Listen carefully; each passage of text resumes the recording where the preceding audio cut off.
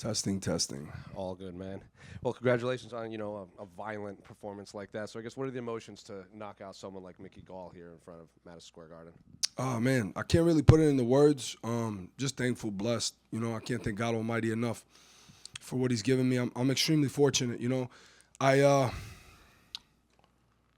I'm nothing without the help of God, without the help of my team, and all the support that I get.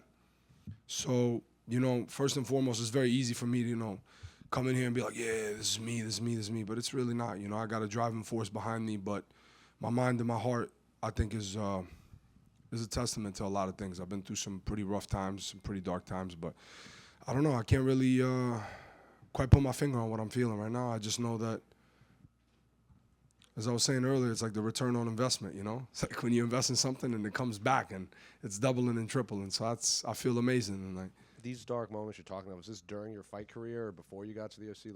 During the fight, for sure. I think everybody has dark moments, but I think I probably had a lot of dark moments even before fighting. That's probably why I started fighting, right? But even throughout my career, I remember it's crazy to think, how life goes, right? If you would have asked me about a year and some change ago, if I would be here, I'd probably say no. I almost had I had a horrific neck injury that I thought was gonna derail everything. I thought it was gonna alter the way that I lived my life. My right arm completely atrophied for about 3 months. I didn't have use of my right arm fully. The range of motion, I could not pull 5 pounds down, right? So, a lot of these emotions, a lot of these feelings are rushing back to me right now. And yeah, I don't know. I can't really, I don't know. I don't know.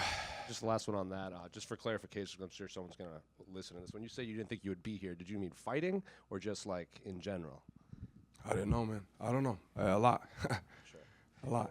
In terms of the fight how against Mickey that played out, I think this is your first knockout win of your pro career. Obviously, it kept your stoppage. I think you're still perfect in stoppage wins. So I guess, is this how you saw the fight playing out? Because obviously Mickey is a high-level grappler. You're a high-level grappler. Oftentimes that can lead to a striking affair. So in terms of the actual fight, is this how you saw it happening? Absolutely. I'm a little disappointed in myself. Obviously tonight, I'm very proud of my performance. I think I did a great job, but I think in the past I didn't. I don't know why. I just I want to kick myself in my ass. I'm like, dude, what's wrong with you? Are you I grew up boxing. My family they're fanatical about boxing. And the Bronx is a big boxing borough. It has a home of a lot of fighters, a lot of great gyms. The first gym I ever stepped foot into was Morris Park Boxing Gym. Not far from here, and I'm gonna go train. I'm gonna go train there this week. But I don't know, man. I don't know why sometimes I've gotten in my own way, and it's just stupid. But I'm done with all of that. I flipped the switch. I don't care. So I guess what changes are going to be made in camp now, so you don't have these the flip is not giving the F straight up. Just whatever. It is what it is. Who cares? I'm here to do a job. I'm here for a good time, not a long time, right? Because nobody really has a long career. But I think I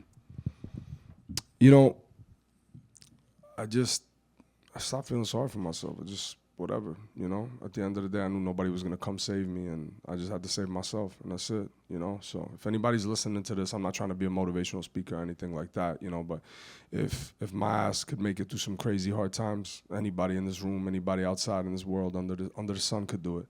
And moving forward, I mean, you fought in the Apex a lot. Now you got MSG, and even just looking at your record, you've not really had an easy fight. Or there's not really easy fights in the UFC, but it's these big names that you face. So I guess moving forward, is it going to be hard to, go back to possibly fighting the Apex after getting a KO win in MSG? I mean,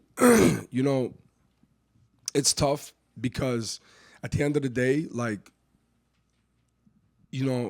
as much as it's as crazy as it is to say, the Apex has kind of become a staple. You know what I mean? Like that Apex like saved everybody's life. You know what I mean during COVID. So I think there has to be a little bit of tribute. But if I'm not mistaken, I think the UFC is like starting to add a lot more fans for attendance and everything like that. So, I mean, the Apex is just like strict business. You know what I mean? But I don't mind it. I like the Apex. I like the crowd. I love MSG. I love New York. I'm a New Yorker through and through. You know, I know Texas is my home, and they've adopted me over there, and I could be kind of a redneck at times, but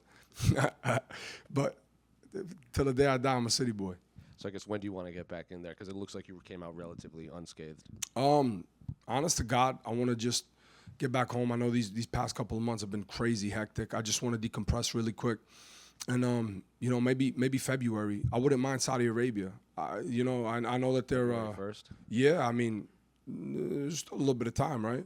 And I get to, you know, get just a little chunky for Thanksgiving and my birthday tomorrow. So Happy birthday! Thank you, I appreciate it. So yeah, maybe Saudi Arabia, because I know New York City, state, and the feds are about to touch my taxes up today, baby. But I know they don't really do that in Saudi Arabia. So let's go. Those sheikhs got money to throw. Ramiz, right? Yes, sir. First of all, congratulations on the incredible victory. One of the things I heard about during your lead up to this fight is, you know, growing up in the Bronx, telling your family that you're going to fight here one day. Just talk to me about that. I mean, that's a pretty cool story. Man, it's crazy, right? The only thing I could think that would be bigger than this is like fighting at Yankee Stadium. You know what I mean? But I don't know if they could do. Maybe they could. You never know. They could do it in the stands. Yeah, they could. Yeah, 100%. Red Sox fan. Yeah, I mean, or they could just go to the Bronx and just like organize a street fight, put a cage right in the Bronx, and be like, all right, whoever's gonna attend this, I'll fight there. 100%. Nobody ever fights in the streets in the Bronx. Nah, they don't no more. They used to. But man, it's I swear to God, it's an indescribable feeling. You know, I don't really know what to say. Just me and John are the only two New Yorkers on the card tonight? Because Chris was supposed to fight, but yeah, man, I don't know. I didn't really think about that, but I just knew. I was like, you know, I'm gonna put on for the Bronx tonight, all 5 boroughs, and they deserve a show, you know. And anytime I come to fight, I always want to put on an exciting performance, right? So to come here and to do it tonight, I mean, I just feel elated, you know what I mean? Like, it just feels like I got to be myself tonight, you know, and I got to show what the gym knows, like everybody that I train with, like with Bilal, with all these guys that they know, right? That I could do some spectacular and amazing things. And for me to just go out there and let it all hang out, like, was the best thing in the world. Plus, John's an upstate New York guy too, so. Well, what are we going to start saying? Long Island's a part of the 5 boroughs now, guys? I'm joking. Staten Island, right? No, I'm joking. Obviously, you said you'd like to fight in Saudi Arabia. That'd be pretty cool. Is there someone in mind you wouldn't mind getting matched against? Man, I don't know. Like, I swear to God, right now I got to, like, just go look. Maybe I might get active on social media again. It's been kind of good. I've been off social media for, like, 2 weeks. Kind of feel like a caveman a little bit. I don't even know what's going on, right? I'm just, like, chilling in my own world. Nothing in the world has changed in 2 weeks. No, probably not, right? Just people talking more shit. Something pretty big happened in the last 2 weeks. Oh, yeah. Yeah. He's coming today, baby. But I don't know. I mean, for me personally, I need to go look back, and I'm sure that there's a lot of exciting fights at welterweight, man. There's always – welterweight's scrap, man. It's like one of the freaking biggest divisions, right, in the UFC, if I'm not mistaken. I think us and lightweight, right, are like the 2 biggest freaking Shark Tank of the divisions.